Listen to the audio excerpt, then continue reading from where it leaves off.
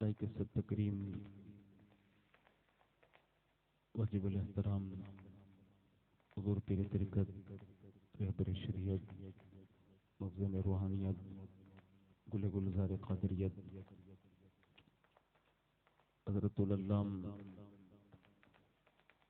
حضرت علامہ مولانا سید محمد یونس میاں بابو بخاری دامت برکاتہ القدسیہ سرپرست اعلیٰ دارالعلوم انوار مدینہ عبد العزیز فاضل گرامی عالم ربانی حضرت علامہ مولانا محمد احمد رضا صاحب قبلہ دامت برکاتہم العالیہ مداح رسول بلبل باغ رسالت حضور سید سرکار سید محمد حسن علی باپو شیرازی دامت برکاتہم العالیہ و دیگر معزز باوقار سادات کرام علماء الاحترام گرامی قدر برادران اسلام السلام علیکم ورحمۃ اللہ وبرکاتہ۔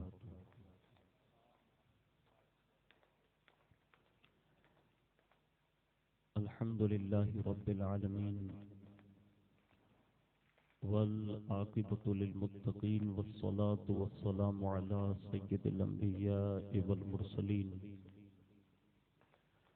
وعلى آلہ واصحابہ وازواجہ وذریاتہ واہل بیتہ وابنہ الغوث الاعظم الجیلانی ومعین الملت والدین وشیخ الاسلام والمسلمین اعلی الحضرت الامام احمد رضا وعلى عباد اللہ الصالحین اجمعین اما بعد فاعوذ باللہ من الشیطان الرجیم بسم اللہ الرحمن الرحیم یا ایہا الذین آمنوا اتقوا اللہ وکونوا مع الصادقین صدق اللہ العظیم۔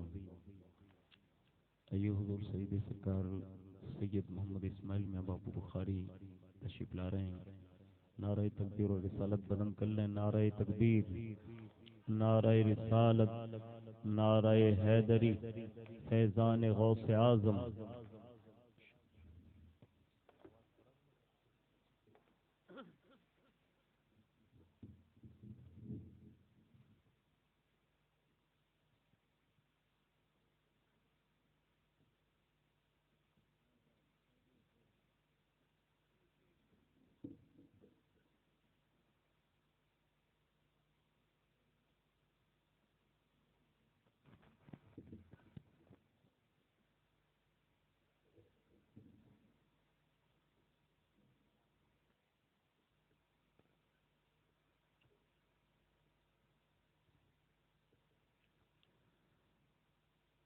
یہ سب سے پہلے اہل سنت والجماعت یعنی کہ مسلک اعلیٰ حضرت کے قدیم دستور کے مطابق ہم سب کے آقا و مولا حضور سرپا نور سیدنا محمد رسول اللہ صلی اللہ تعالی علیہ وآلہ وسلم کی بارگاہ پرناز میں جی لگا کر درود پاک کی نظریں پیش کر لیں۔ اللہم صلی علی سیدنا مولانا محمد معدن الجود والکرم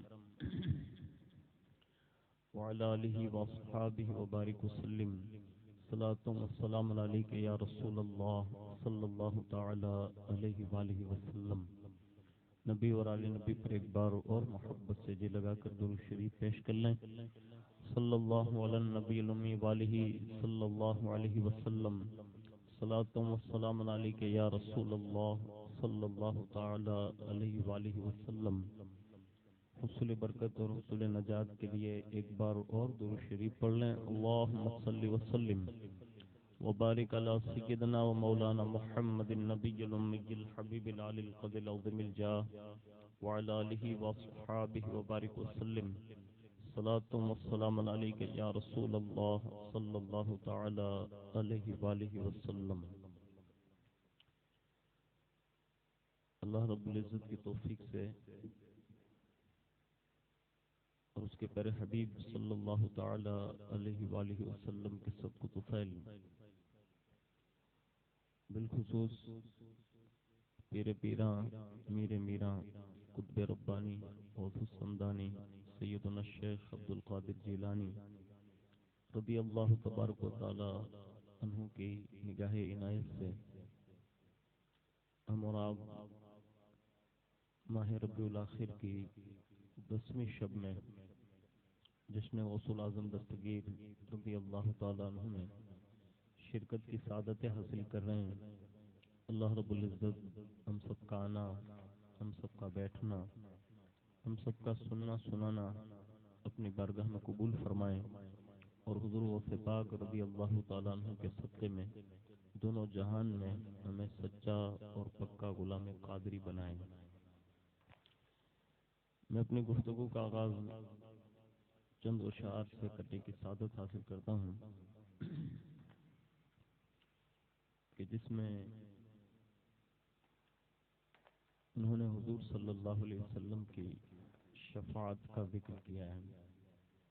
وہ کہتے ہیں کہ نور آنکھوں میں چہرے پہ اجالے ہوں گے، نور آنکھوں میں چہرے پہ اجالے ہوں گے، مصطفیٰ والوں کے انداز نرالے ہوں گے، مصطفیٰ والوں کے انداز نرالے ہوں گے، اور حشر میں ان کی شفاعت کے حوالے ہوں گے، حشر میں ان کی شفاعت کے حوالے ہوں گے، ہم گنہگاروں کو سرکار سنبھالے ہوں گے، ہم گنہگاروں کو سرکار سنبھالے ہوں گے، اور وہ سما کیسا ذیشان ہوگا جب خدا مصطفیٰ سے کہے گا، وہ سما کیسا ذیشان ہوگا جب خدا مصطفیٰ سے کہے گا، اب تو سجدے سے سر کو اٹھا لو، آپ کی ساری امت آپ کے حوالے، آپ کی ساری امت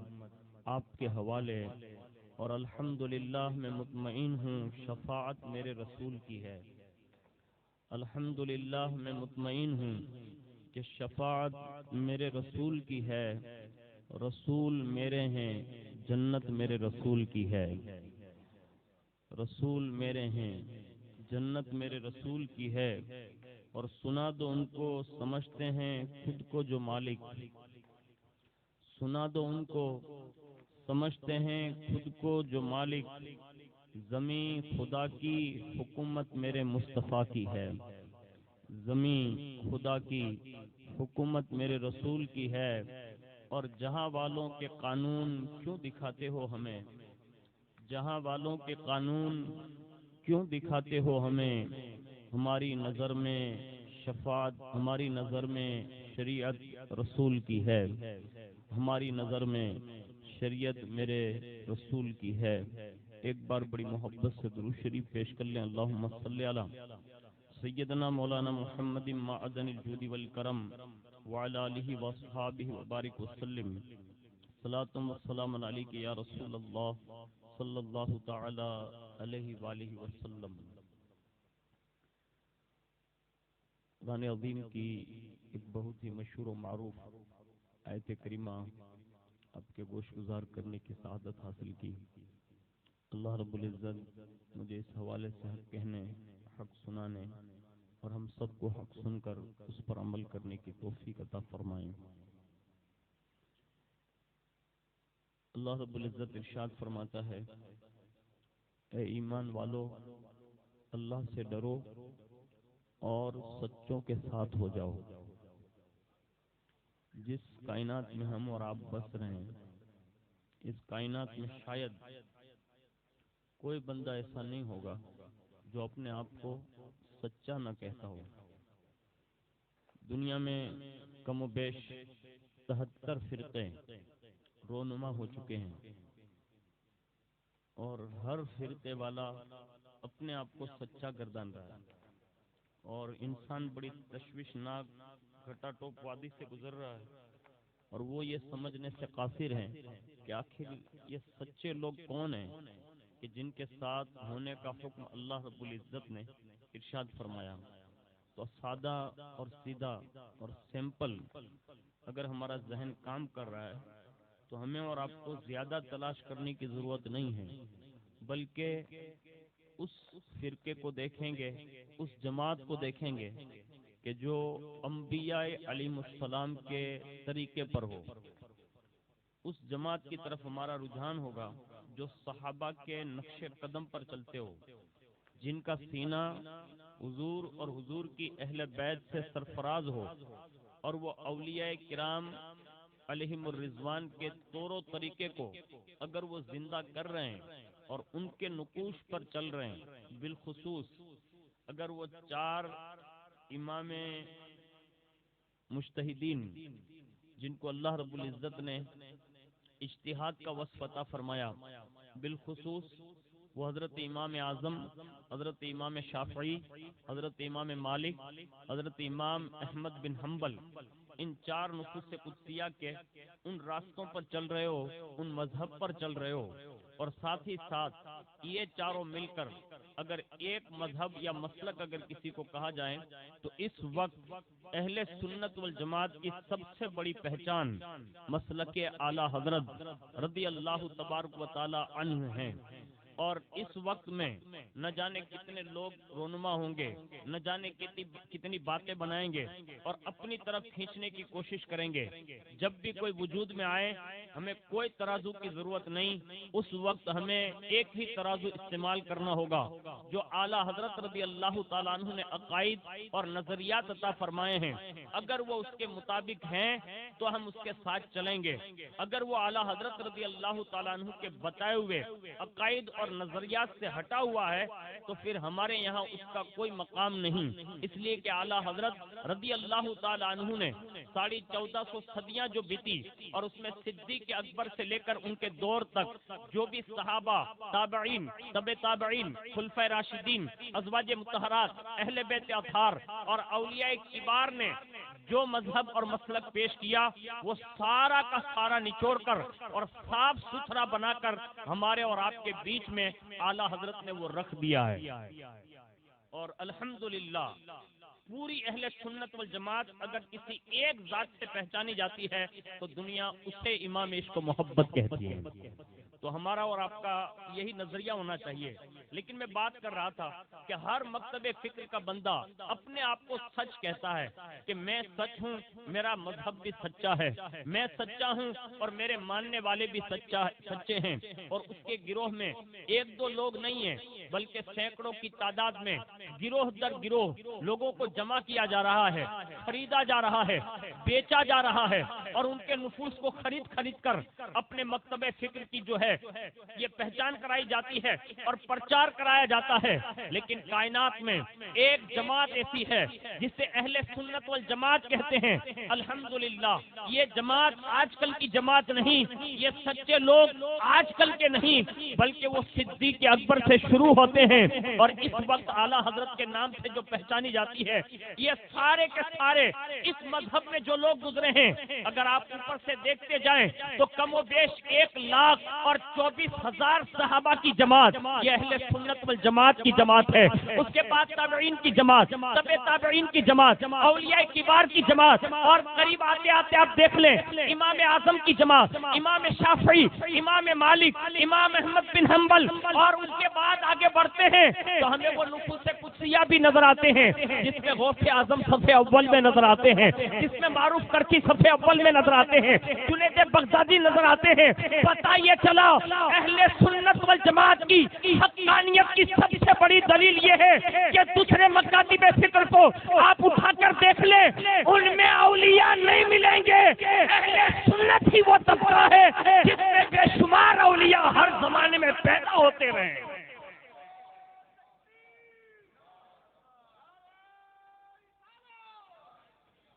اور یہ وہی وہ ولایت کا منصب ہے جس کے بارے میں صحابہ نے جب عرض کیا تھا کہ یا رسول اللہ جب آپ کے بعد کوئی پیغمبر ہوں گے نہیں، یعنی آپ خاتم النبیین ہیں، اب قیامت تک کوئی پیغمبر نہیں آئے گا تو محبوب آپ کی امت گمراہ نہیں ہوگی، آپ کی امت بھٹکے گی نہیں، صراط مستقیم چھوڑے گی نہیں، راستہ بھولے گی نہیں۔ محبوب نے کہا یقیناً میں خاتم النبیین بن کر آیا ہوں، میری امت ایک وقت میں راستہ بھٹکنے کی کوشش بھی کرے گی، صراط مستقیم سے ہٹنے کی کوشش بھی کرے گی، لیکن میرے صحابہ سن لو یہ نبوت کا دروازہ تو بند ہو چکا ہے اور میری امت کے لیے اللہ نے ولایت کا دروازہ قیامت تک کے لیے کھول رکھا ہے۔ جب بھی میری امت کسی راستے سے ہٹنے کی کوشش کرے گی تو میری امت میں اولیاء ایسے پیدا ہوں گے کہ میری امت کو راہ راست پر لے آئیں گے. اور دنیا نے اس کو دیکھا ہے کہ جس دور میں جیسی ضرورت پیش آئی تو باقاعدہ ان اولیاء کرام نے وہ کام کیا. اللہ رب العزت کی توفیق سے اور اللہ کی عطا سے انہیں امت کو صراط مستقیم دکھایا. تو ہمیں اور آپ کو یہ ذہن میں رکھنا چاہیے کہ ہمارا مذہب الحمدللہ ثم الحمدللہ کسی کی چاپلوسی کا مذہب نہیں ہے، بلکہ یہ وہ حقانیت کا مذہب ہے کہ اللہ رب العزت نے ہمیں اور آپ کو جو نصیب کیا ہے ہمیں اور آپ کو اس پر استقامت پذیر رہنا چاہیے. ورنہ یوٹیوب کا دور ہے، گوگل کا دور ہے، فیس بک اور ٹویٹر کا دور ہے، نہ جانے کتنے سوشل میڈیا پر آپ کو ورگلائیں گے بھی، لیکن اگر آپ نے کسی سچے کا دامن ہاتھ میں پکڑے رکھا ہوگا نا تو پھر آپ ڈگمگائیں گے نہیں، بلکہ وہ سچا تمہارے ایمان کی حفاظت فرما لے گا. اس لیے اولیاء اللہ کی محبت اور ان کے فضائل و کمالات بیان کیے جاتے ہیں تاکہ لوگوں کے دلوں میں ان کی محبت راسخ ہو جائیں تو کم از کم جب بھی وہ مصیبت کا وقت آئے گا تو وہ انہیں سنبھالا دیں گے. اور یہ بات حقیقت سے ہے کہ جب بھی امت نے اولیاء کو پکارا ہے، جب بھی آواز دی ہے تو اس امت کی رکھوالی اور رہنمائی ان اولیاء کرام نے کی ہے. جاتے جاتے ایک بات بتاؤں کہ ان اولیاء کے قرب ہوا کیسے جاتا ہے، آخر یہ قرب نصیب کیسے ہوگا. تو ہمیں ایک بات ہمیشہ یاد رکھنی چاہیے کہ جب کسی بڑے کے قریب ہونا کوئی چاہتا ہے نا تو وہ سب سے پہلے وہ کام کرتا ہے جس سے وہ بڑا راضی ہو جائے. یہی دستور ہے. صدیق اکبر کو جو قرب خاص نصیب ہیں، حضور کے لیے انہوں نے اپنی جان تک کی بازی لگانے کی بات کر دی تھی اور باقاعدہ غار میں جان دے چکنے کی بات ہو چکی تھی. مولا کائنات نے بستر پر لیٹ کر اپنی جان کی بازی لگانے کا فیصلہ کیا. حضرت فاروق اعظم نے بھی اپنی محبت کا اظہار کیا. حضرت عثمان غنی نے بھی اپنے مال کے خزانے کھول دیے. زبیر و طلحہ، حضرت بلال، یہ بڑے بڑے صحابہ کبار نے رسول اللہ کو خوش کرنے کے لیے ایسے کام انجام دیے. اور جب محبوب کا قرب نصیب ہوا تو اللہ نے انہیں رضی اللہ عنہم ورضوا عنہ کہہ کر اپنی رضا کا مزدہ عطا فرما دیا. یعنی کسی بڑے کے قریب ہونا ہے تو اسے خوش کرنے والے کام کرنے چاہیے. اب وہ کام کیا ہے کہ جس سے وہ خوش ہو جائیں. ہمارے یہاں تو اللہ کا فضل ہے کہ ہمارا دن اتنا آسان ہے، اتنا آسان ہے، اتنا آسان ہے کہ ہم اس کا تصور نہیں کر سکتے. لیکن ہم نے اور آپ نے خود ہی اپنے آپ کے لیے اس کو کٹھن بنا دیا. ورنہ ہم اور آپ اگر چاہیں اور دلچسپی کے ساتھ اگر ان سچوں کے ساتھ رہتے ہوئے زندگی میں عمل لانا چاہیں نا تو بڑی آسانی سے اسلام پر عمل کیا جا سکتا ہے. میں میرے دوست کا ایک واقعہ وہ عرض کر دیتا ہوں جس سے آپ کو استقامت کے لیے ایک ترغیب ملے گی کہ بندہ اگر حقیقی معنوں میں اس بات پر اٹل ہو جائیں تو پھر اس کے پیر ڈگمگاتے نہیں. بار ممالک کے اندر اس کی نوکری لگی اور جیسے وہ کمپنی میں مطلب انٹر ہوئے اور جس وقت وہ داخل ہوئے کمپنی میں اور ابھی آفس میں ہی احباب کے ساتھ بیٹھے ہوئے تھے، ابھی سیٹھ آ ہی رہے تھے، تو اتنے میں سارے جو کام کرنے والے تھے نا اس میں یہ بندہ بھی بیٹھا ہوا تھا مسلمان. تھوڑی دیر ہوئی نا تو نماز کا وقت ہو گیا تو اپنے جتنے بھی ساتھی لوگ وہ مطلب جن سے ملا تھا ان سے کہتا ہے کہ مجھے نماز پڑھنی ہے. اور جب یہ کہا نا کہ نماز پڑھنی ہے تو سب لوگ اسے ڈانٹنے لگے. کہا نماز کا نام یا مت لینا. کہا کیوں؟ کہا جس کے یہاں نوکری کرنے آئے ہو نا وہ بڑا مطلب سخت دل آدمی ہے اور اس کے یہاں یہ نماز وغیرہ کے مسائل نہیں ہیں. ہم لوگ جن جن مذاہب سے ہیں کسی مذہب کی پوجا پاٹ یہاں کمپنی میں کرنے کی اجازت نہیں ہے. یعنی اس نے یہ باتیں کہی سنی ان سے. اس نے کہا سیٹ رکھے تو بھی ٹھیک ہے اور اب بھی نکال دے تو بھی ٹھیک ہے، لیکن جس رب نے زندگی دی ہے اور وہی روزی دے گا تو اس کی نماز کمپنی میں بھی چھوٹ نہیں سکتی. اس نے صاف صاف اپنے دوستوں سے یہ بات باور کرا دی. اور جیسے وہ بندہ مطلب کھڑا ہوا اور اپنا انتظام کر کے وہ کہیں نماز کے لیے کھڑا ہو گیا، اتنے میں اس کا سیٹ آفس میں پہنچ چکا اور وہ سارے کے سارے لوگ وہاں موجود تھے کام والے. اور جیسے ہی پوچھا نا کہ وہ بندہ جو نیا آیا ہے وہ کہاں ہے، کہا وہ نماز پڑھ رہا ہے. تو سیٹ کرسی سے اٹھ کر ان کو دیکھنے کے لیے گئے. یعنی اس بندے کو میں نے خود دیکھا ہے اور میں ان کے ساتھ رہ چکا ہوں. وہ بندے کو سیٹ اٹھ کر دیکھنے گیا تو اطمینان سے نماز پڑھ رہا ہے. اور جیسے اس کو نماز پڑھتے دیکھا، ساری چیزیں دیکھ لی، پھر واپس آفس آ گیا. اور اس کے بعد جیسے ہی اس کو بلایا اور سیٹ نے پہلی بات کہی کہ آپ کو معلوم نہیں یہ میری کمپنی ہے. کہا جانتا ہوں کمپنی تو تیری ہے لیکن زمین اللہ کی ہے. یعنی یہ نماز جو ہے نا وہ پاور دکھاتی ہے. ہمارے اور آپ کے حالات یہ بنے ہوئے ہیں کہ کسی کو کچھ کہنے سے پہلے 100 بار سوچتے ہیں کہ نوکری نہ چلی جائے۔ ارے اللہ روزی دیتا ہے، وہی پالنے والا پروردگار ہے، تو ہمیں پھر یہ خوف نہیں ہونا چاہیے۔ اور جب بھی بندے کو خوف ہو نا تو پھر اللہ کی قدرت پر معاملات چھوڑ دینے چاہیے۔ اس بندے نے کہا جانتا ہوں آپ کی آفس ہے اور تمہارے آدمیوں نے بھی بتایا کہ یہاں نوکری رہنے کے لیے ہمارے یہاں کسی مذہب کی کوئی مطلب پوجا پاٹ ہوتی نہیں ہے، اس لیے آپ کو نماز نہیں پڑھنے دی جائے گی۔ میں نے ان کی باتیں پہلے ہی سن لی تھی کہ آپ سخت مزاج ہیں۔ جیسے سیٹ نے یہ بات سنی نا تو سب کو بلایا، یعنی جتنے بھی کاریگر تھے یا آفیسر تھے سب کو بلایا اور جمع کیا اور کہا آج سے ان کے لیے نماز کی اجازت ہے، یہ اجازت دی۔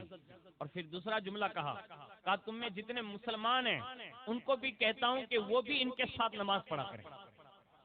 اب جب یہ مسلمانوں کو مطلب عام اجازت ملے تو دوسرے مذاہب کے لوگ بھی کام کرے تھے، اور بڑی کمپنیاں ہوتی باہر ممالک میں، تو جتنے بھی لوگ تھے نا وہ سب سیٹ کے پاس آئے اور کہا ہم لوگوں کے مذہب کے معاملات میں آپ نے اجازت نہیں دی، ان کے لیے اجازت دی۔ تو کہا تم کو میں نے روکا نا تو تمہیں اپنے معبودوں پر بھروسہ نہیں تھا، تمہیں اپنے رب پر بھروسہ نہیں تھا۔ اس بندے نے نوکری کی پرواہ نہیں کی، میری آفس اور کمپنی کی پرواہ نہ کی، اللہ کی قدرت کی بات کی، اور اس نے کہا یہ زمین اللہ کی ہے، اللہ کا بندہ کہیں بھی سر جھکا سکتا ہے۔ اور جب اس نے اپنے رب کی بات کی نا تو میرے دل میں اس کی جگہ ہو گئی، اس لیے میں نے اس کو اجازت دے دی ہے، اور ان کے ساتھ ان کے مسلمان بھائیوں کو بھی اجازت دی ہے۔ اب سے بھی عرض ہے، اب بھی وقت ہے، دنیا کو منوانے کی ضرورت ہے کہ ہمارے پاس جو نماز کی طاقت ہے نا دنیا اس کا تصور نہیں کر سکتی۔ ارے میں نماز تو بڑی بات کہہ رہا ہوں، ہمارے یہاں اذان کی اتنی بڑی طاقت ہے۔ دنیا میں جب آندھی آتی ہے، طوفان آتے ہیں، اور جب کوئی پرسان حال نہیں ہوتا نا تو غیر مذہب والے بھی نکل کر کہتے ہیں کہ مسلمانوں اب اذان دو تو یہ ساری چیزیں رک سکتی ہے۔ یہ دنیا کا تصور ہے کہ دنیا کی کوئی طاقت جب قدرت کی طاقت کو نہیں روک سکتی، اس وقت غضب الہی کو کوئی ٹھنڈا کر سکتا ہے تو وہ صرف ایک نام ہے جسے اللہ کا نام کہتے ہیں، جسے رسول اللہ کا نام کہتے ہیں۔ لیکن ہم نے اور آپ نے اذانوں کی پرواہ نہ کی۔ آئیے میں اذان کی بات آ گئی تو ایک بات عرض کر دوں، ہو سکتا ہے ہم سب کے دل میں یہ بات بیٹھ جائے کہ یہ 5 وقت جو اذان گزتی ہے نا اس کا فائدہ پوری بستی کو کتنا ملتا ہے۔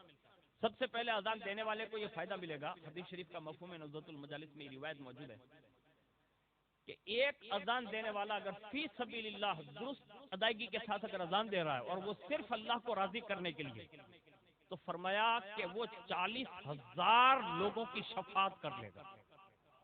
ایک اذان دینے والے کی بات کر رہا ہوں۔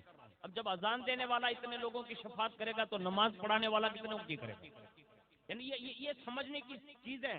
آج ہمارے یہاں ڈاکٹر کی اہمیت ہے، نو ڈاؤٹ کرنی چاہیے، ایجوکیٹڈ آدمی ہے اس کا احترام کریں۔ پولیس کی اہمیت ہے، وکیل کی ہے۔ ہم اپنے ائمہ اور اپنے علماء کی کتنی اہمیت کرتے ہیں اس پہ بھی تھوڑی ایک نظر ڈال لیں۔ ہم ہر بندے کے لیے اپنی کرسی چھوڑ سکتے ہیں، اگر ہم نہیں چھوڑ سکتے نا تو ہم اپنے امام کے لیے نہیں چھوڑ سکتے، کسی شہزادہ رسول کے لیے نہیں چھوڑ سکتے۔ اپنے دلوں کو واپس پلٹو۔ یہ ایجوکیشن کا دور ضرور ہے، کلچر بدل چکا ہے۔ انگریز نے سارے کے سارے لوگوں کو الٹا چشمہ پہنا کر دین کی اہمیت کو نکالنے کی کوشش کی ہے اور صرف یہ مادی طاقت کو دل میں بٹھانے کی کوشش کی ہے۔ لیکن جن کے دلوں میں اللہ اور اس کے رسول کی عظمت باقی ہوتی ہے، جن کی استقامت زندہ ہوتی ہے نا، تو پھر وہ اذانوں کی بھی یوں قدر کرتے ہیں۔ ایک بات ملتی ہے حضرت زبیدہ کے تعلق سے کہ حضرت زبیدہ ایک مرتبہ اپنی کنیزوں کے ساتھ بیٹھی ہے، اور ان کی کنیزوں کے تعلق سے جب میں نے سنا نا تو مجھے حیرت ہوئی کہ اللہ اکبر، جب یہ بادشاہوں کی بیویاں اتنی بڑی مالدار ہوتی تھی لیکن ان کا مزاج کتنا تھا، ان کے گھر میں دین کتنی پابندی کے ساتھ تھا۔ بتایا جاتا ہے کہ اس نے کم و بیش 100 کے قریب لونڈیاں خرید رکھی تھی، اور وہ 100 لونڈیاں جو خریدی تھی نا کنیزیں، وہ 100 کی 100 حافظہ قرآن تھی۔ یعنی بادشاہ کی بیوی ہے، اس کے یہاں کام کرنے والی 100 لونڈیاں وہ سب حافظہ قرآن ہے، اور ان سے یہ طے کر رکھا تھا زبیدہ بائی نے، کہا سننا کنیزو، جو میں کھاؤں گی وہ تمہیں کھلاؤں گی، جو میں پیوں گی وہ تمہیں پلاؤں گی، جو میں پہنوں گی وہ تمہیں پہناؤں گی، میں جہاں جہاں رہوں گی وہاں تمہیں بھی رہنے ملے گا، لیکن ایک بات میرے محل میں خیال رکھنا۔ کہا وہ بات کیا ہے؟ کہا 2400 گھنٹہ میرے محل میں قرآن کی ایک لمحے کے لیے بھی تلاوت بند نہیں ہونی چاہیے۔ یعنی بادشاہوں کے محل میں بھی جب قرآن یوں سنایا جاتا تھا نا تو اسلام کا جھنڈا لہرایا جاتا تھا۔ آج ہمارے یہاں 3 گھنٹے میچ چل سکتی ہے، ایک بیان 1 گھنٹے کا نہیں چل سکتا. ہمارے یہاں 10 منٹ کی نعت نہیں بچ سکتی. ہم ایک معمولی سی دلہن اور دلہا کو رخصت کرنے کے لیے 5 گھنٹے ڈی جے کے سامنے ناچ سکتے اور کھڑے رہ سکتے ہیں. ہم یہ نہیں کر سکتے. اللہ کے لیے قرآن کو فروغ دو. اور تمہارے لیے تو اتنی آسانی ہے کھمبالیا والوں، میں جو دیکھ رہا ہوں نا یہاں، یہ جو علماء بیٹھے ہیں نا، خاص کر کے یونس باپو، مولانا احمد رضا صاحب، حافظ صاحب، دوسرے جو جس علاقے میں علماء ہیں، نام نہیں جانتا، لیکن وہ بڑے دلیر ہیں، پڑھانا چاہتے ہیں. ورنہ آج مولانا بھی اتنا جلدی کسی کو ٹائم نہیں دیتے. آپ کو پتا ہے آپ کے لیے اتنی آسانی ہے کہ آپ جتنے بچے بھیج سکے اتنے بچے مدرسے میں آ سکتے ہیں. اور خاص کر کے میں سندھی جماعت کے حوالے یہ مدرسہ اور مسجد ہے، ان کی بارگاہ میں ہاتھ جوڑ کر عرض کروں گا، آپ کے بچے ضرور آتے ہوں گے، نہیں آتے تو آپ ضرور بھیجیے. اور دوسری جو جماعتیں ہیں ان سے بھی گزارش ہے کہ وہ بھی اپنے اپنے مدرسوں میں بھیجیں. خاص کر کے ابھی بچوں کو ادارے میں بھیجنے کی ضرورت ہے، یعنی دارالعلوم میں، تاکہ وہ دین کی تعلیم حاصل کریں، قرآن سے اس کا ربط جڑے. اس لیے کہ جب سے ہم قرآن سے دور ہوئے نا، میرے ایک دوست عزیز نے کہا تھا کہ آج ہمارا قرآن سے رشتہ ٹوٹ گیا. میں نے کہا بات صحیح ہے. اور انہوں نے ایک جملہ کہا تھا کہ آج بھی اگر ہم قرآن پڑھیں تو اس کی اہمیت بتاتے ہوئے مجھے اس نے سمجھاتے ہوئے کہا تھا کہ اگر ہمارا کیس سیریس ہو، یعنی کوئی بیمار اتنا پڑ گیا ہو کہ اس کا فیل ہونے کا خطرہ ہو، ہم لوگ گھر والے سب پریشان ہو جائیں اور اٹھا کے سیدھے ہاسپٹل پہنچاتے نا، تو ایک کافر ہو، مشرک ہو، ڈاکٹر ہو، لیکن وہ نبض پکڑتا ہے اور خالی اتنا کہہ دیتا ہے نا کہ ٹینشن لینے کی ضرورت نہیں ہے، نارمل ہے. تو پورے گھر میں جو ٹینشن ہوتا ہے نا، یک لخت وہ ختم ہو جاتا ہے. کیوں؟ کیونکہ وہ ڈاکٹر جو ہے نا، اس نے ایسے نبض پکڑ لی اور وہ اس کا علم رکھتا ہے. اس نے نبض پکڑ کر کہا کوئی ٹینشن لینے کی ضرورت نہیں، بہت سیریس نہیں ہے، ایک دم نارمل کیس ہے. ہم سب خوش ہو جاتے ہیں. میں کہتا ہوں جب ایک دنیا کی سائنس کی کتابیں پڑھنے والا کافر اور مشرک نبض پکڑ کر یوں کہتا ہے کہ نارمل ہے، ٹینشن لینے کی ضرورت نہیں ہے، مجھے بتاؤ یہ ڈاکٹر کتابوں میں پڑھ کے یہ جملہ ترتیب دیتا ہے، جب تم روزانہ اللہ کا کلام پڑھو گے تو کتنا سکون ملے گا. لیکن یہ سکون کے لیے ہمیں آگے بڑھنا ہوگا اور قرآن کی تلاوت کو اس طرح فروغ دیں. ایک مرتبہ درود شریف پڑھنے، اللہم صلی علی سیدنا مولانا محمد معدن الجود والکرم وعلی آلہ واصحابہ وبارک وسلم. صلاۃ و سلام علیک یا رسول اللہ صلی اللہ تعالی علیہ وآلہ وسلم. اس طرح فروغ دینے کی ضرورت ہے. خاص کر کے میری قوم کی بیٹیوں سے بھی گزارش ہے کہ وہ بھی بڑی تعداد میں قرآن کی طرف راغب ہو جائیں. یہ زبیدہ خاتون جو تھی نا، اس کی 100 لونڈیاں قرآن روزانہ پڑھتی تھی.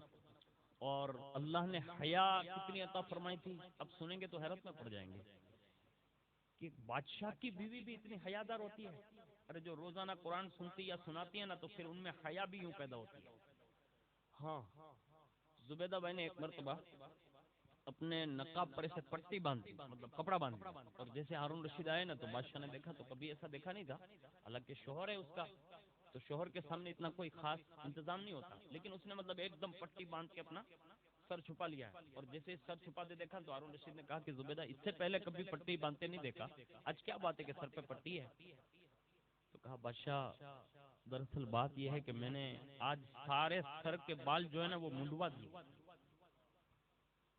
یعنی عورت کے لیے زیبا نہیں ہے نا، اور عورت کو یہ اجازت بھی نہیں ہے، کیونکہ یہ اس کی زینت ہے، اس کے بال، اس کی خوبصورتی اسی سے ہے، اس کی زیب و زینت. یہ بہت بڑی چیز اللہ کی نعمت ہے، اور یہ ہمارے اور آپ کے بال نہیں بڑھ سکتے. یہ خدا نے اپنی قدرتی طور پر یہ عورت کے دماغ کے لیے سر جو ہے نا، اس میں یہ خاصیت رکھے کہ اس کے بال بڑی تیزی سے بڑھتے ہیں. تو کہا زبیدہ تم نے یہ کیا کیا؟ اس کی حیا سنیے. آج ہمیں اور آپ کو بھی اپنی بیٹیوں کو دین پڑھا کر یہ حیا پیدا کرنے کی ضرورت ہے. زبیدہ نے کہا کہ بادشاہ سلامت، میں جب غسل کر چکی اور اپنے گھر کے اوپلے منزلے پر یعنی مالے پر میں اپنے بالوں کو سے جھاڑ رہی تھی، یعنی سکھا رہی تھی. عجیب اتفاق، مجھے پتا نہیں تھا، سامنے والے محل کے اندر سے کسی اجنبی کی نظر میرے بالوں پر پڑ چکی تھی، اور میری حیا اور میری غیرت نے یہ گوارا نہیں کیا کہ جس پر ایک اجنبی کی نظر پڑ جائے وہ پھر بادشاہ ہارون رشید کے لیے وہ بال زیبا نہیں دیتے، اس لیے میں نے مکمل بال صاف کروا کر یہ عورتوں کی حیا ہوتی تھی. اور وہی خاتون جس کی بخشش کے تعلق سے بزرگوں نے یہ بات لکھی ہے کہ جب زبیدہ خاتون کو کسی نے خواب میں دیکھا، پوچھا کہ آپ کو کس نیکی پر بخشا گیا، اللہ نے کیا آپ کے ساتھ سلوک کیا؟ کہا میں اپنی کنیزوں کے ساتھ بیٹھی ہوئی تھی، عجیب اتفاق کہ میں نے پانی منگوایا، ہاتھ میں لوٹا ہے اور اسی وقت اذان کی آواز آئی، میں نے وہ اذان کی آواز کی ادب کی بنیاد پر وہ لوٹا رکھ دیا، پانی نہیں پیا جب تک کہ اذان مکمل نہ ہو گئی، اور میں نے اذان کا جواب دیا، اور فرماتے ہیں کہ بس اس کے بعد میں نے پانی پی لیا، لیکن یہ پانی جو ادب میں نے کیا نا اذان کا، اللہ نے صرف اس ایک نیکی کی وجہ سے میری مغفرت فرما دی۔ یعنی جب تک لوگ اس انداز میں ایک دوسروں کے ساتھ اٹھتے بیٹھتے تھے کہ جہاں ہر وقت قرآن پڑھا جاتا تھا، تو ہماری قوم کی ملکائیں بھی ہوتی تھی نا، تو ان کے اندر بھی یہ حیا پیدا ہوتی تھی۔ خود حضرت یہ بابا نظام الدین اولیاء رحمۃ اللہ تعالی علیہ، حضرت بایزید بستامی رحمۃ اللہ علیہ، ان کے زمانے میں جب قحط پڑتے تھے نا، لوگ آتے تھے کہ حضور دعا کر دیجئے کہ اللہ بارش برسا دیں، تو حضرت بایزید بستامی اور نظام الدین اولیاء جیسے بزرگ ولی کامل لوگ کہتے تھے کہ یہ تار لیتے جاؤ، اب سمجھ رہے نا، جیسے عورتوں کا ایک دوپٹہ ہوتا ہے چادر، تو اس کا دوپٹے کا ایک تار نکال دیتے یا چھوٹا سا کپڑا نکال کے دیتے، کہ اس کو لے جاؤ اور آسمان کی طرف سے کر کے کہنا کہ اے اللہ یہ اس خاتون کا پردے کا مطلب یہ چادر کا ٹکڑا ہے جن کے بالوں کو کسی اجنبی نے کبھی دیکھا ہی نہیں ہے، تو ان کی وجہ سے برساتیں ہو جاتی تھی۔ یعنی قوم میں جب یہ مزاج تھا کہ مرد اور عورت سب نیکوکار ہوتے تھے، تو اللہ ان کی چادروں کے ٹکڑوں کی بنیاد پر لوگوں کو بارش سے سیراب فرما دیتا تھا۔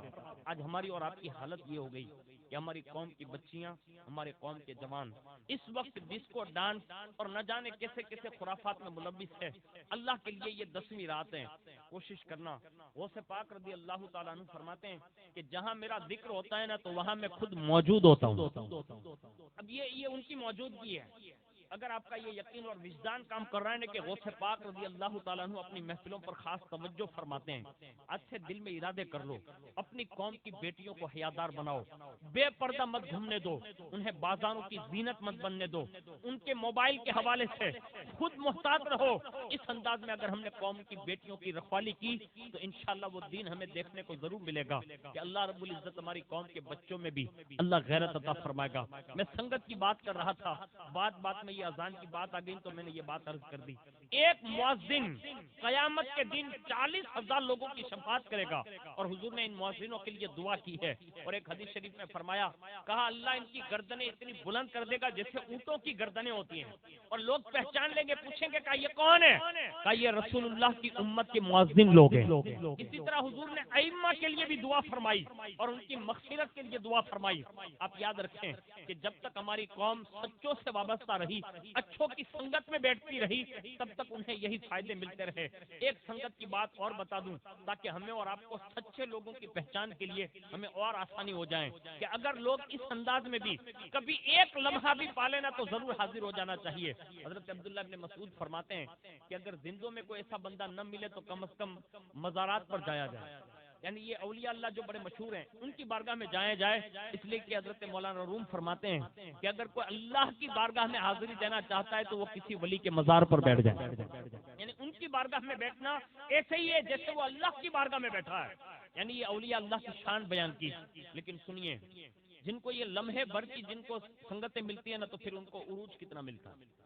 رسول اللہ ایک جنگ کے موقع پر ہے، کسی جنگ سے واپس ہو رہے ہیں، اور اسی واپسی میں پانی کم ہو گیا، اور پانی اتنا کم ہوا کہ وضو اور پینے کے لیے مطلب کم ہو گیا۔ تو حضور نے حضرت مولا کائنات کو بلایا اور فرمایا علی، قریب میں جو پہاڑ نظر آئے نا، کہاں وہاں چلے جاؤ، ان کے پیچھے ایک حبشی غلام ہوگا جو کچھ مشکیزیں اٹھا کر جا رہا ہوگا، اسے پکڑ کے لے آؤ۔ اب حضور کا حکم ہے، مولا کائنات ہے، سیدھے گئے، اور جیسے حضور نے کہا تھا نا، تو ویسے ہی وہ مشکیزیں لے کر وہ حبشی جا رہا تھا جو کسی کا غلام تھا۔ مولا کائنات روکے، اور روکنے کے بعد فرمایا بھائی کہاں جا رہا ہے؟ کہا میں اپنے آقا کے پاس جا رہا ہوں۔ کہا تیرے آقا کے پاس بعد میں جانا، پہلے میرے آقا و مولا کی بارگاہ میں چل۔ اس نے کہا میرا آقا مجھے ڈانٹے گا اور زجر و توبیخ کرے گا، سزا دے گا، اس لیے آپ مجھے نہ لے جائیں، میں وقت کی پابندی کے ساتھ وہاں پہنچنا چاہتا ہوں۔ مولا کائنات فرماتے ہیں کہ تو جس آقا کی بات کر رہا ہے اور میں جس آقا کی بات کر رہا ہوں نا، اس میں زمین و آسمان کا فرق ہے۔ تو چل تھوڑی دیر کے لیے حاضر ہو جا، پھر اس کے بعد تیرا راستہ کٹ جائے گا۔ وہ ضد پہ تھا، اصرار کر رہا تھا کہ نہیں آ سکتا میں۔ مولا کائنات نے ایک ہاتھ سے اٹھایا اور مشکیزیں وغیرہ سمیت حضور کی بارگاہ میں لا کر پیش کر دیا، اور جیسے ہی پیش کیا نا تو اس نے معذرت چاہی حضور سے، کہا حضور میرا آقا میرا انتظار کرے گا. حضور نے فرمایا ابھی تیرا کام کر دیتا ہوں لیکن پہلے تیرے مشکیزیں دے دیں. مشکیزیں دیے اس نے, اور جیسے دیے نا تو وہ حضور سے کہتا ہے حضور میں جہاں سے چلتا ہوں نا وہاں کل میں چلتا ہوں, رات میں یہاں پہنچتا ہوں, پھر میں چلتا ہوں صبح وہاں پہنچتا ہوں. یعنی یہ دن بھر کے راستے ہیں, اور یہ پانی جو لاتا ہوں نا میں اتنے دن میں وہاں سے یہاں تک لاتا ہوں. اگر آپ نے یہ مشکیزیں خالی کر دیے اور اپنے صحابہ کے لیے بانٹ دیے تو پھر میں کیا لے جاؤں گا. اللہ اکبر. حضور مسکرائے, ارشاد فرمایا گھبرا نہیں, تیرے مشکیزے میں سے ایک قطرہ بھی کم نہیں ہوگا. یہ تھوڑی دیر کی سنگت دیکھیے گا. ابھی حضور نے فرمایا تیرے مشکیزے میں سے ایک بھی قطرہ کم نہیں ہوگا, ٹینشن نہ لینا. اس کے بعد حضور نے اپنا دست اقدس رکھا مشکیزوں میں اور فرمایا صحابہ اس مشکیزوں میں سے پانی بھرنے لگو. صحابہ فرماتے ہم نے اپنے سامان بھر لیے, ہم نے خود بھی پیا, جانوروں کو بھی پلایا, یہاں تک کہ سب سیراب ہو گئے, جانور بھی سیراب ہو گئے, ہمارے برتن بھی بھر گئے. اور ہم نے حضور سے کہا حضور بس. پھر حضور نے اپنا دست اقدس اٹھایا نا اور اس حبشی کے سامنے مشکیزیں رکھے نا, تو وہ دیکھ کر کہتا ہے کہا اس میں سے تو آپ نے پانی لیا ہی نہیں ہے. ایسا لگ رہا تھا کہ حضور نے مشکیزوں کو اپنے دست اقدس کے اندر رکھ کر ڈائریکٹ حوض کوثر سے جیسے ملا دیے ہو. یعنی یہ صحابہ کو اتنا وسیع پانی ان مشکیزوں سے دیا, اور اس کے بعد یہ جو تھا نا اسے کہا کہ آپ مشکیزیں لے جا سکتے ہیں, لیکن آپ نے ہمیں بڑا خوش کر دیا کہ آپ نے پانی کا ہمارے لیے یہ مشکیزیں کا سبب بنایا. جب بنایا نا تو کہا حضور اب میں میرے آقا کے پاس جاؤں گا نا تو وہ ڈانٹے گا بھی. تو حضور نے فرمایا کہا نہیں تو نے مجھے خوش کیا ہے نا تو تھوڑی دیر کی سنگت کا فائدہ ایک دیتا ہوں, تو کچھ چاہتا ہے. اس نے کہا حضور پہلے تو یہ پانی جو میرا تھا نا وہ کم نہیں ہوا, یہ آپ کا ایک اعجاز ہے. ایک کام کریں مجھے سب سے پہلے کلمہ پڑھائیں اور مسلمان بنائیں. یعنی حضور کا یہ معجزہ دیکھ کر اس نے مطلب اسلام قبول کیا. اس کے بعد حضور نے فرمایا صحابہ اپنے پاس جو جو کچھ بھی ہے نا وہ ساری چیزیں اکٹھا کرو اور اس کو جو چاہو دے سکو دو. سب نے اکٹھا کیا, دیا, بڑی پرتباک انداز میں جو کچھ بھی ملا نا وہ سب نے دیا, اور بڑی گٹھری اس کو بھر دی حضور نے. اور جب وہ جانے لگا تو کہا حضور کہا کیا, کہا میں ہوں حبشی, آپ کی سنگت میں رہا, کلمہ پڑھا, مسلمان ہو گیا ہوں, لیکن وہاں میں جو غلام ہوں نا تو وہاں میرا جانا ضروری ہے ورنہ میں آپ کی بارگاہ میں رہتا. تو حضور نے فرمایا ہاں ایک غلام کے لیے ضروری ہے کہ وہ اپنے آقا کی فرما برداری کرے, تو وہاں جا, لیکن اگر موقع ملے اور وہ تجھے اگر چھوڑ دیں یعنی آزاد کر دیں تو تجھے اجازت ہے کہ تو میری بارگاہ میں واپس آ سکتا ہے, لیکن ابھی تجھے جانا ضروری ہے. حضور نے اسے اجازت دی. اس کا چہرہ تھوڑا اترا سا لگا تو حضور نے قریب کیا, کہا کیا سوچ رہا ہے. کہا حضور زندگی میں حبشی خاندان میں پیدا ہوا ہوں, چہرہ جو ہے نا وہ بڑا مطلب قدرتی طور پر ہے کالاش والا. اگر حضور کرم فرما دے دل تو چمکا ہی دیا, اپنا دست اقدس رکھ دیں اور پانی جیسے آپ نے چشمے جاری کر دیے نا تو میرے چہرے پر نور کے چشمے جاری فرما دیں. بس اتنا کہا نا تو حضور نے اپنا مبارک ہاتھ جو ہے نا دونوں اس کے چہرے پر پھیرے. صحابہ بیان کرتے ہیں کہ اس کا چہرہ ایسے چمکتا تھا جیسے چاند اور سورج چمکتے ہیں. یعنی چند لمحوں کی محبت نے اور سنگت نے وہ چہرہ بھی چمکا دیا. اس کے بعد حضور نے انہیں بھیجا, اور جیسے وہ اپنے شہر پہنچا وقت مقررہ میں تھوڑا لیٹ ہوا, اور جیسے پہنچا نا تو وہ سب انتظار کر رہے تھے. اتنے میں یہ مشکیزہ اور یہ گٹھری لے کر پہنچا نا تو لوگ اس کو پہچان نہیں پائے, اور جیسے پہچان نہ پائے نا تو اس نے کہا آپ کون ہیں اور ہمارا غلام کہاں ہے. اس نے کہا آپ گھبرائیے نہیں, میں آپ ہی کا غلام ہوں, یعنی میں وہی ہوں جو مشکیزہ روزانہ بھرنے جاتا تھا اور آتا تھا, وہی ہوں. اب گھبرائیے نہیں, میں دوسرے کا غلام نہیں. کہا وہ تو کالا تھا. کہا جب سے مصطفیٰ سے ملاقات ہو گئی نا تو چہرے پہ اجالا ہی اجالا آ گیا. تو کہا ایسا بھی کوئی ہے کہ جس کی سنگت یہ چہرے بھی اجالے کر دے. کہا چہرہ ہی اجلا نہیں کیا. کہا تو کہا اسلام کی روشنی سے دل بھی نور علی نور کر دیا ہے. میں نے ان کا کلمہ پڑھ لیا, مسلمان ہو چکا ہوں. آپ کو بھی کہتا ہوں کہ آپ بھی چلے تاکہ کم از کم ان کی سنگت کی وجہ سے آپ کو بھی یہ روشنی میسر آ جائے. اس انداز میں حضور نے چند لمحوں کی سنگتوں میں حضور نے اتنا نوازا, اتنا نوازا.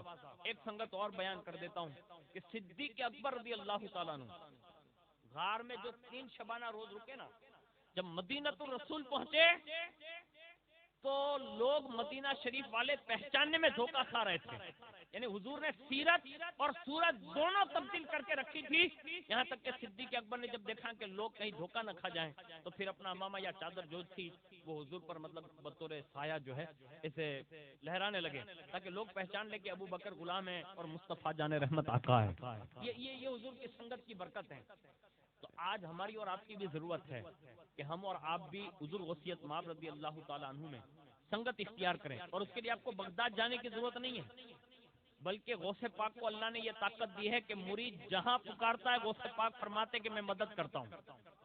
यहाँ तक कि वुसअत कितनी दी, कहा अगर वो मशरिक में हो और मैं मगरिब में हूँ, तो अगर वो मगरिब ये मशरिक में मुझे पुकारे तो मैं मगरिब से बाकायदा उसकी मदद कर सकता हूँ। और इस हद तक फरमाया कि अगर उसका सतर खुले तो मैं यहाँ से उसकी सतर पोशी कर सकता हूँ। और एक जगह पर फरमाते कि मेरा हाथ अपने मुरीदों पर ऐसे ही है जैसे ये जमीन पर ये आसमान है, यानी जमीन का कोई खित्ता आसमान से खाली नहीं है। और अगर ये बात सही है कि जमीन का कोई हिस्सा आसमान से खाली नहीं है, तो 11वीं शरीफ में आने वालों अपने एतकाद और मजबूत कर लो कि गुलामे कादरी कहीं भी रहता हो वो गौसे आजम के हाथ के साए तले मौजूद है। अगर ये एतकाद बन जाए ना तो आज भी गौसे पाक के फैज ऐसे मिलते हैं। और जिन लोगों ने ये फैज पाया ना, उनमें से 2 बड़ी शख्सियतों का नाम दे देता हूँ, जिससे आपको ये अंदाजा हो जाएगा कि आज रात में ये तय कर लेना चाहिए। कल तो बड़ी रात है, कल तो मांगने की रात है, कल इरादे करने की रात नहीं है। आज इरादे कर लो ताकि कल डायरेक्ट रिक्वेस्टें की जाए बस। इसलिए 2 बड़ी जातों का नाम दे देता हूँ जो मुअतबर रावियों से ये बात साबित है। जैसा कि इस किताब में लिखा है कि हजरत सैयदना इमाम आजम रज़ी अल्लाह तआला अन्हु, और ये रूहानियत के वो बेताब बादशाह है कि कई बुजुर्गों ने ये बात अपनी किताबों में दर्ज की है कि कम अज कम ख्वाब में 100 मरतबा अल्लाह का दीदार किया। किसका दीदार किया? जोर से बोलिए। 100 बार अल्लाह का दीदार किया, 100 बार। अब ये कोई छोटी मोटी बात नहीं है, ये बहुत बड़ी बात है। खुदा की तजल्लियों का ख्वाबों में दीदार करना ये इमाम आजम का बस। और कई बुजुर्गों ने रसूलुल्लाह को जब जब भी ख्वाब में देखा तो पूछा कि हुजूर आपसे मुलाकात करनी हो तो कहाँ जाएं? तो फरमाते थे हुजूर, कहा नौमान बिन साबित की मजलिस में चले जाया।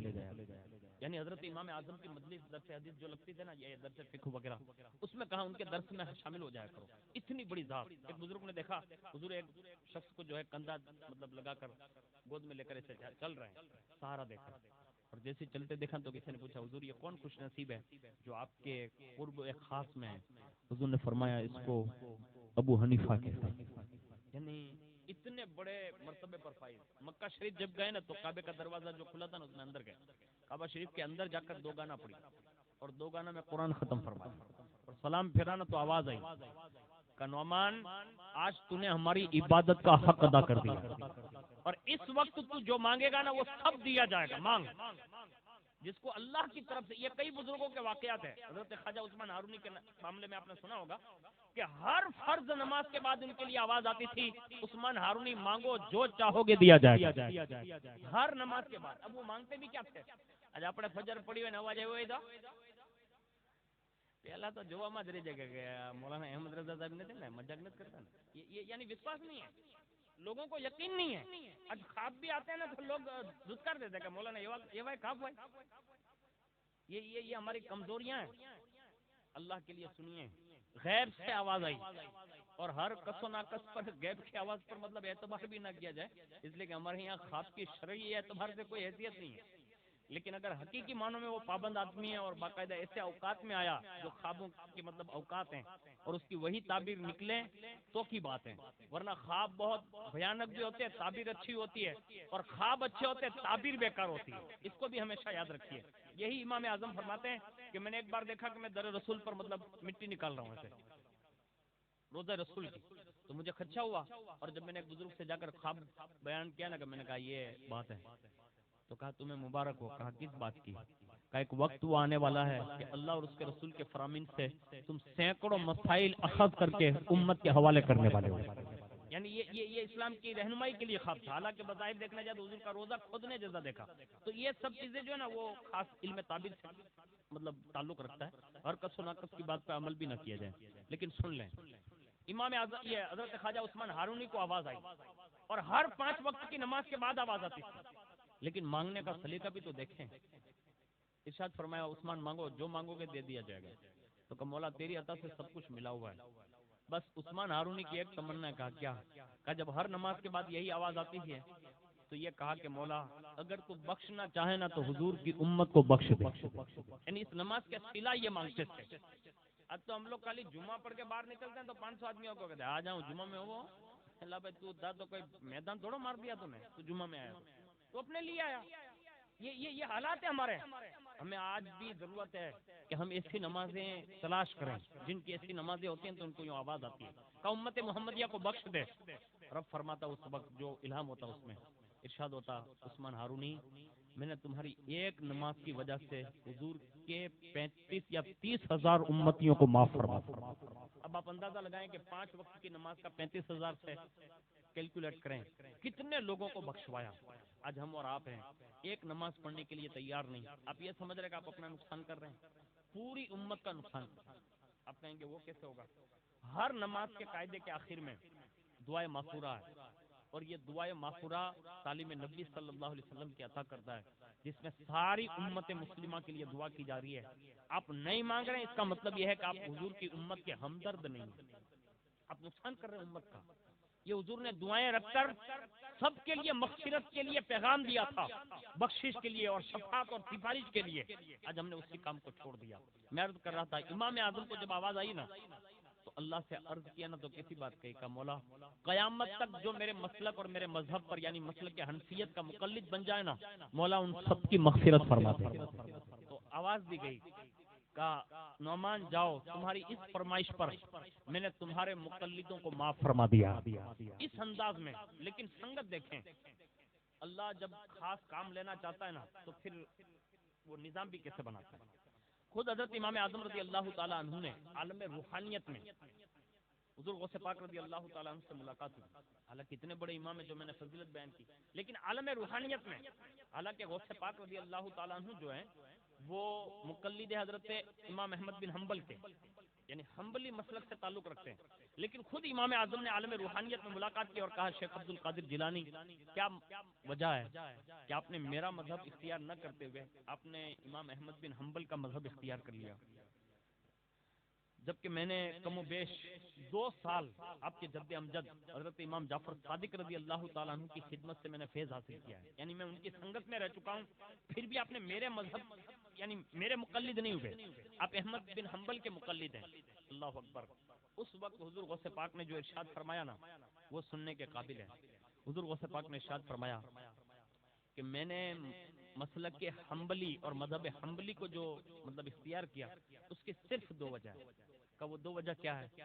آپ نے فرمایا ایک تو یہ ہے کہ اس مذہب کی جانب بہت کم لوگ راجح تھے یعنی رجوع کرتے تھے, یعنی ان کی تقلید کرتے تھے, اور یہ مذہب جو تھا نا وہ مسکینیت کی طرف رجحان کر چکا تھا, یعنی کمزور ہو چکا تھا, ضعیف ہو چکا تھا.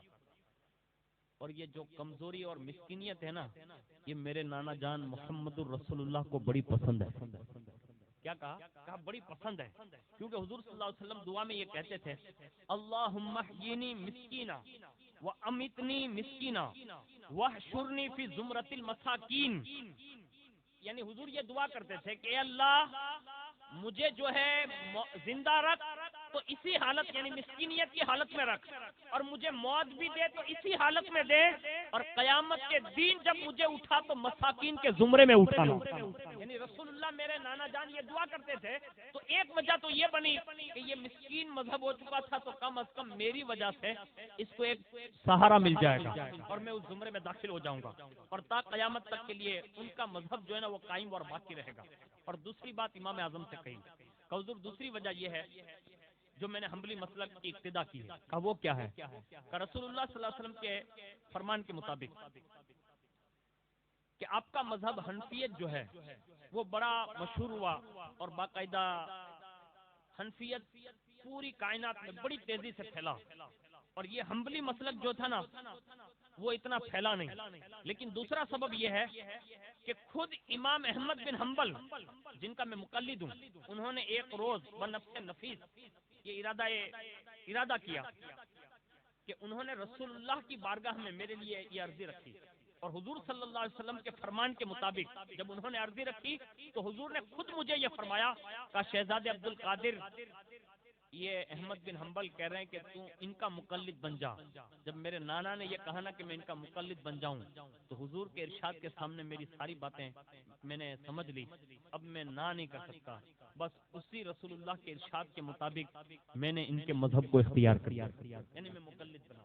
یعنی اتنے بڑے بڑے لوگ بھی، یعنی امام اعظم جیسے لوگ، امام احمد بن حنبل جو مطلقاً مجتہد ہیں لیکن پھر بھی بارگاہ غوثیت مآب رضی اللہ تعالیٰ عنہ میں اپنے مذہب اور مسلک کے لیے یوں عرضیاں پیش کرتے ہیں. ہمیں اور آپ کو بھی ضرورت ہے کہ حضور غوث پاک کی بارگاہ میں کل کی جو رات آئے گی، کل کی رات اور کل کا دن اب سے جتنا ہو سکے، یہ اتنی بڑی رات ہے.